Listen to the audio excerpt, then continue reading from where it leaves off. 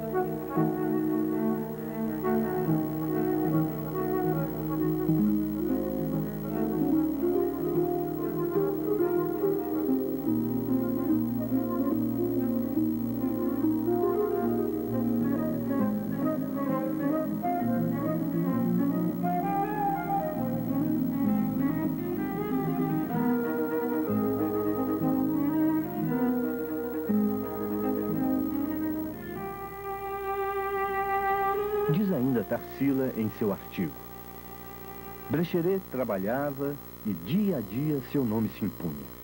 Críticos de arte chamavam a atenção de Paris para o artista brasileiro.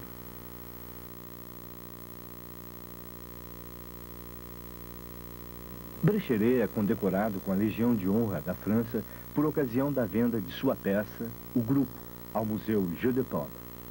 Essa peça desapareceu durante a Segunda Guerra e encontra-se agora no Parque da Biblioteca Municipal em La Roche-sur-Yon, na Bretanha.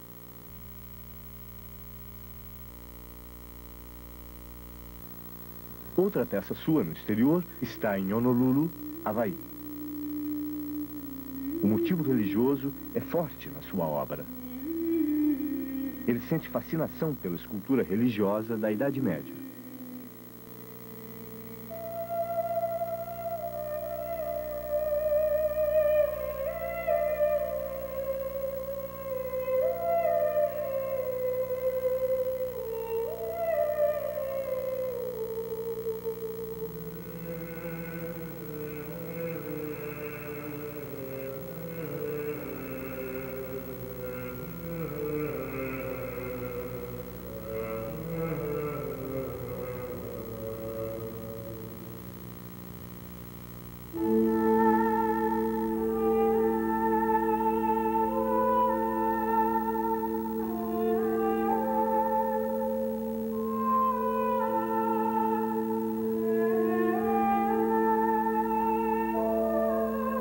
Durante o tempo em que esteve em Paris, Brecheret mantém correspondência com seus amigos modernistas, irmãos de sonhos e irmãos de arte, como ele costumava chamá-los.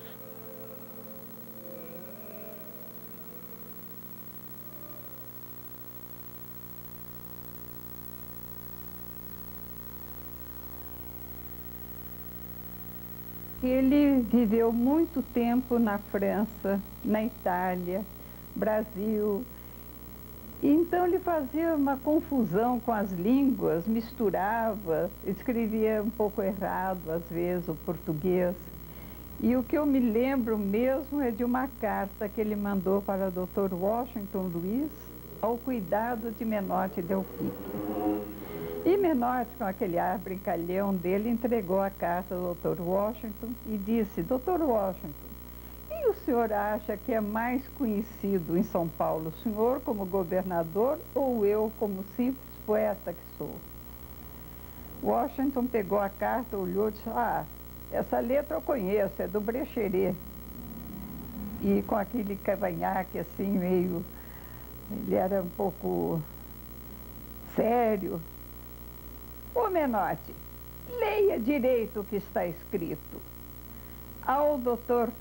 Washington Luiz, ao coitado de Menotti Delpique. Em vez de ao cuidado, ao coitado.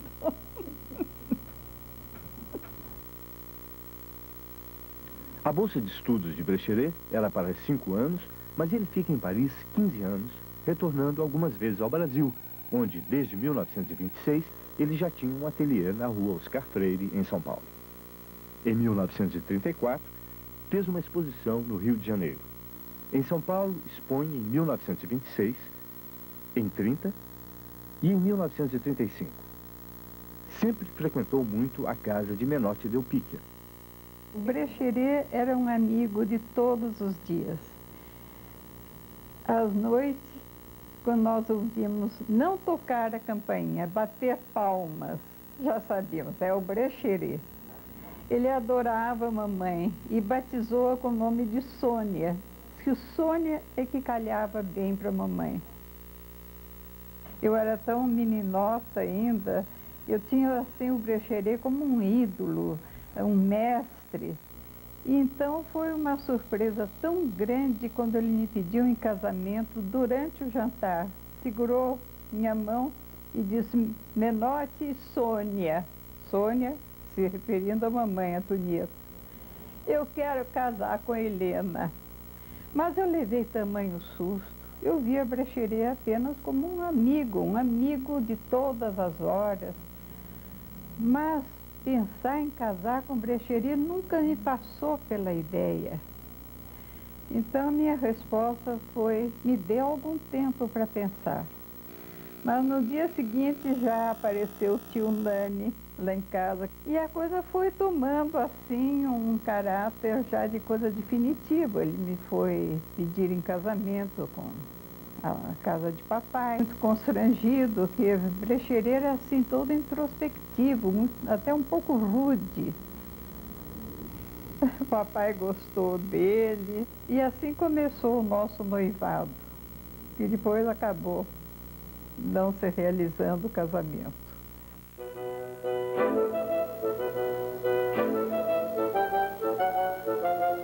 Brecheret só volta definitivamente ao Brasil em 1936.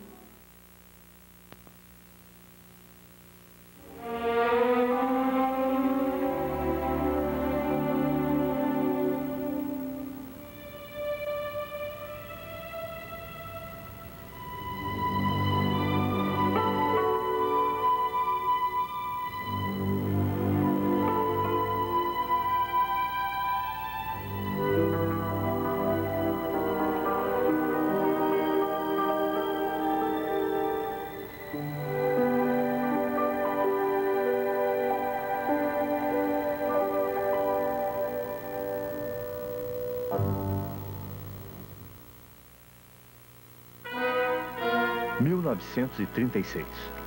Depois de 16 anos, Brecheret retoma o sonho de erguer o monumento às bandeiras. Em dezembro desse ano, assina o contrato para a realização do seu projeto. Armando de Sales Oliveira aprovara a construção de um monumento aos bandeirantes, símbolo da bravura paulista. Era preciso erguer o espírito de São Paulo após a derrota de 32. O momento era propício. Tudo estava favorável. Menotti Del Picchia e Cassiano Ricardo eram assessores do governador Armando de Sales Oliveira. E Mário de Andrade, o diretor do Departamento Municipal de Cultura. Os modernistas no governo. Foi construído no próprio canteiro de obras o galpão para Brecheret executar o seu trabalho. No novo Parque Ibirapuera, de frente para a Avenida Brasil, seria erguido o Monumento às Bandeiras. Brecheret simplificara o projeto inicial sem comprometer a monumentalidade da obra. Eliminou as alegorias, criou um bloco compacto de linhas mais modernas. Auxiliado por muitos operários e misturando-se a eles, inicia com afinco o seu trabalho. Ele modela em barro, na escala de 1 para 10, as figuras que, na mesma escala, são passadas para o gesso. No fim de 1937, estavam prontas figuras monumentais de gesso, em escala natural, 1 para 1, para serem esculpidas no granito. Mas por falta de verbas, tudo ia parar. No ano seguinte, Brecheret já trabalhava sozinho.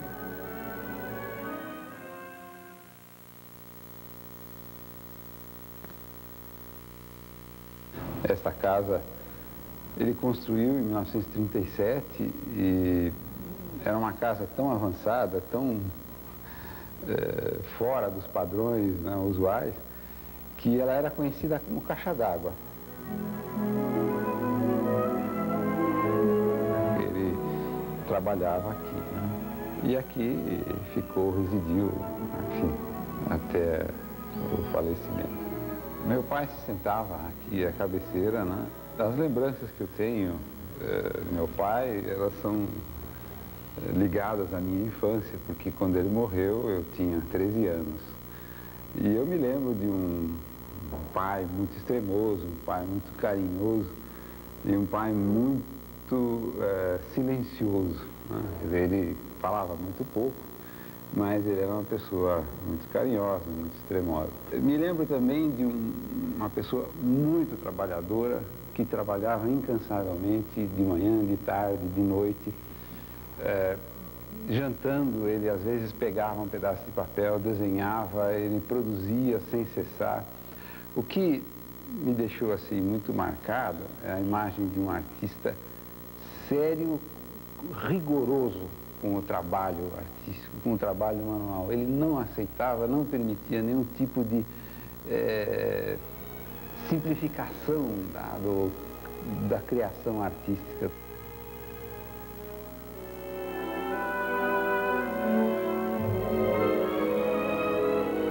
No ateliê de Brecheret existem peças representativas dos vários períodos de sua arte.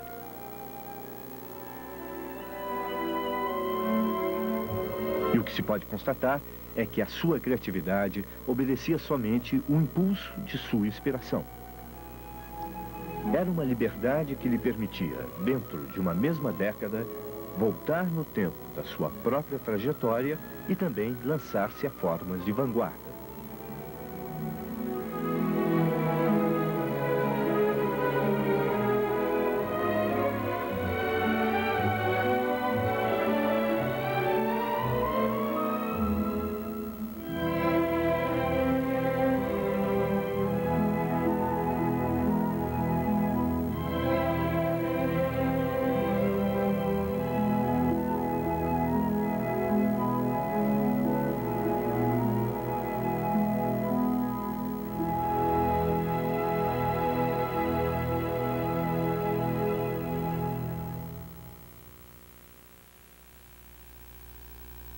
Com o golpe de Estado de 1937, nenhuma verba mais é destinada ao Monumento às Bandeiras. Mudara a situação política, os interesses eram outros. Enquanto aguardava o prosseguimento da obra, Brecheret permaneceu no galpão do Ibirapuera executando suas esculturas. Fez trabalhos para particulares e para a Prefeitura de São Paulo.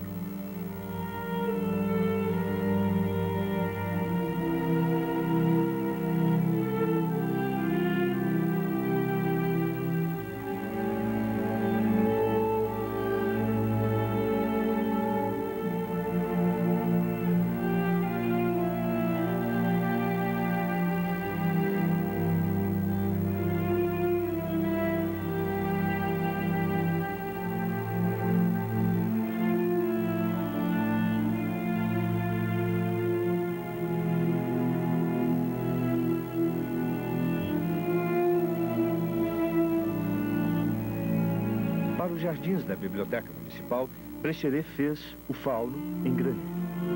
Pouco tempo, o fauno ficou lá. Mudou-se para o Parque Tenente Siqueira Campos, no Trianon, expulso pelos moralistas que pressionavam o governo. No seu lugar, junto à biblioteca, foi colocada uma cruz do Redentor. Os jornalistas estrilaram. Em dezembro de 1941, Brecheret ganhou o concurso internacional promovido pela Prefeitura de São Paulo para um monumento a Duque de Caxias. Ele definiu o seu projeto como clássico do ponto de vista grego. A estátua equestre seria feita em bronze, as figuras laterais, pedestal e base em granito.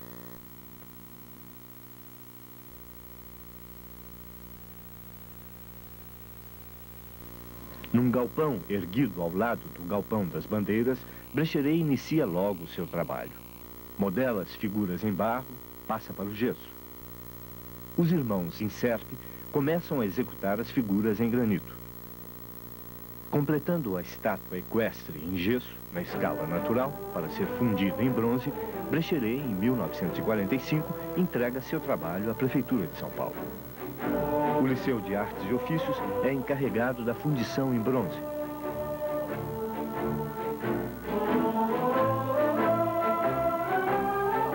Devido às dificuldades surgidas sobre a localização do monumento e aos difíceis trabalhos de fundição e construção do pedestal em granito, o monumento só foi erguido 15 anos depois.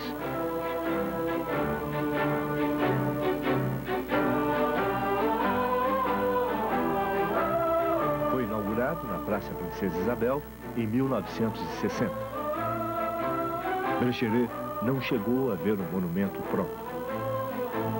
Faleceu em 1955.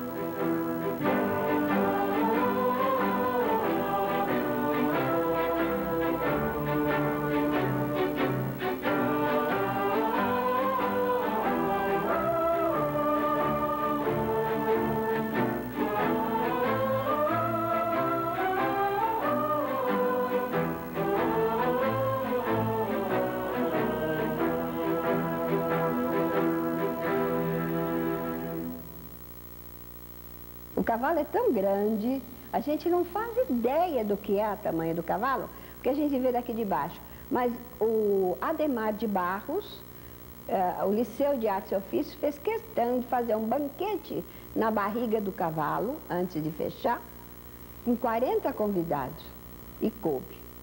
Em 1946, a obra do Monumento às Bandeiras, que ficara paralisada por 5 anos, pôde, enfim, prosseguir. Brecheret assinara novo contrato, agora com a Prefeitura, para onde foi passado o encargo da construção. O governo considerara que cabia à Prefeitura a construção do monumento. A solução do impasse foi um dos principais fatores da paralisação. Brecheret retoma finalmente o seu Monumento às Bandeiras. Nas décadas de 40 e 50, enquanto prosseguem as obras do monumento, Brecheret continua a produzir seus trabalhos em mármore, em terracota, em granito belga, em gesso, em pedras roladas. Um trabalhador incansável, um operário da arte. Suas mãos trabalhavam todos os materiais, lidavam com todas as técnicas.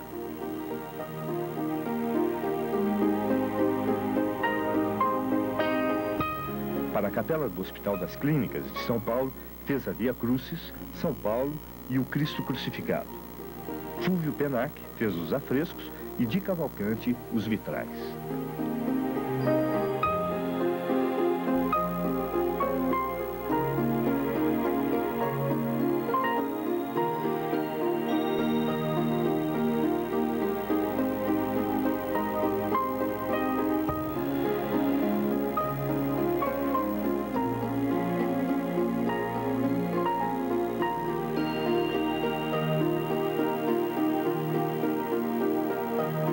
Raridade são os afrescos feitos por Brecheret, os que ele executa em sua casa de campo.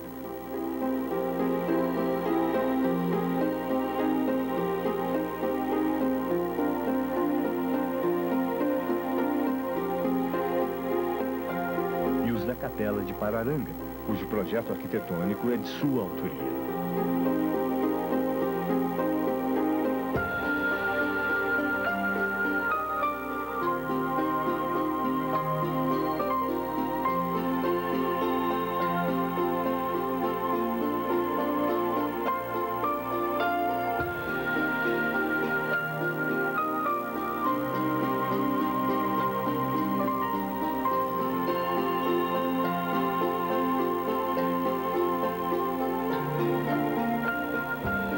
Na primeira Bienal de São Paulo, realizada em 1951, Brecheret recebe o primeiro prêmio com a peça Índio e a Suaçuapara.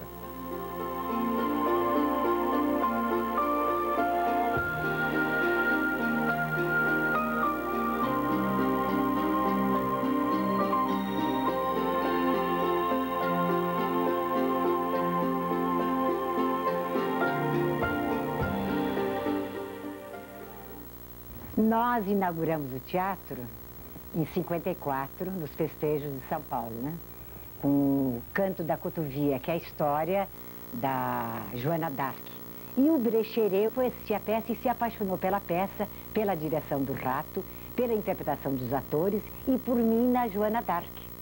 Então ele me convidou se eu queria posar para ele. Olha, mas imagina se eu não queria um gênio como o Brecheret, entende? Apesar de eu estar trabalhando muito, eu aceitei de imediato. Então eu levantava muito cedo para ir na casa do Brecheret. Ele me deixava de castigo durante 5, 6 horas de pé, com as pernas assim retas, em pé.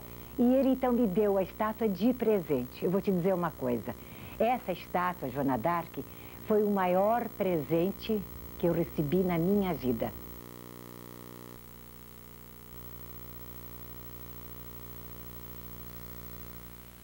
Em 1953, Brecheret executa grandes painéis para a sede do Jockey Club de São Paulo.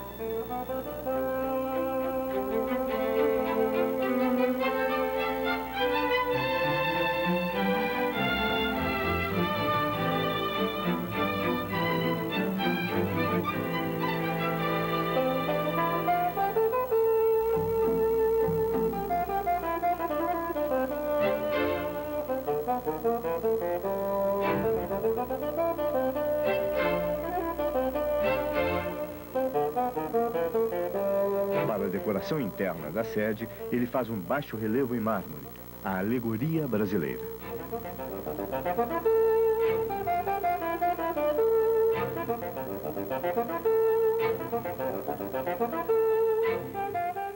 Eu tenho uma recordação muito bonita de infância e está relacionado ao último segmento de obra dele, que são as pedras, são os seixos rolados do mar. E nós estávamos em São Vicente e todo dia ele gostava de dar grandes caminhadas. E nós íamos em direção à prainha, Praia das Vacas. Aí ele um dia, numa dessas caminhadas, ele descobriu umas pedras. Ele olhou umas pedras e teve uma inspiração. Marcou as pedras, voltamos, ele pegou o carro, nós carregamos as pedras e ele pôs no chão do carro e trouxe depois para São Paulo. E nesses seixos ele fazia exercícios de figuras que hoje entram para a área ecológica, que são figuras de animais, de índios, coisas da natureza. Isso me deixa muito emocionada de ver como ele anteviu, ele previu uma época que nós estamos vivendo hoje, no fim do século. Isso era anos 50. Mais tarde, já adulta, eu comecei a perceber que eu tinha recebido uma grande herança. Herança não no sentido material, mas uma herança no sentido humano. Eu tinha a vantagem de ter participado da feitura de grandes obras com ele. Uma mera espectadora, uma criança, brincava em volta, mas eu tinha tido essa vantagem. E a partir desse sentimento, eu comecei um trabalho. O trabalho que eu desenvolvi em cima da obra dele é um trabalho de pesquisa, é um trabalho de achar novas obras, de catalogar, de fotografar e de divulgar principalmente. E eu estendi isso até as obras públicas e que hoje em dia adornam esta cidade de São Paulo.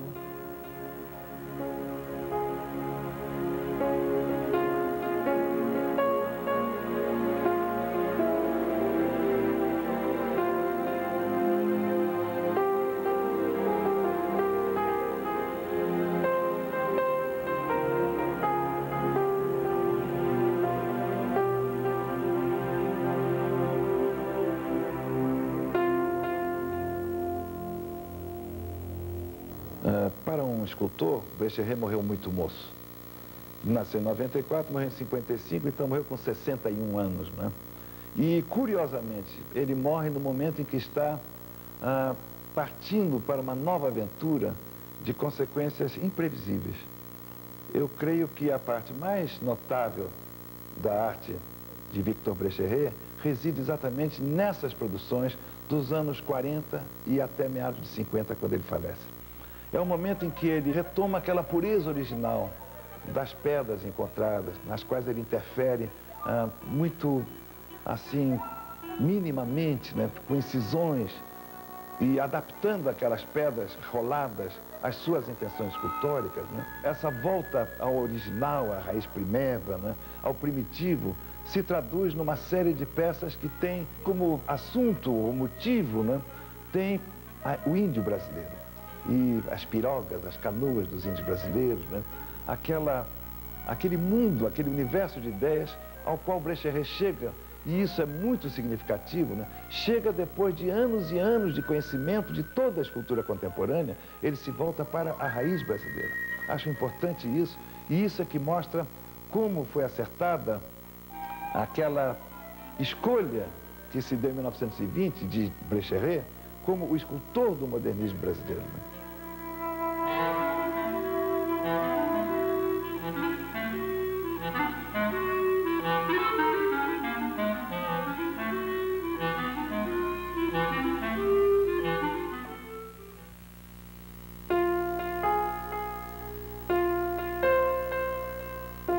Em 25 de janeiro de 1953, é inaugurado o Monumento às Bandeiras.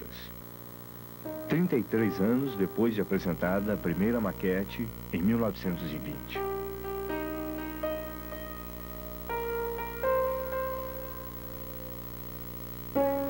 O monumento é constituído de 37 figuras.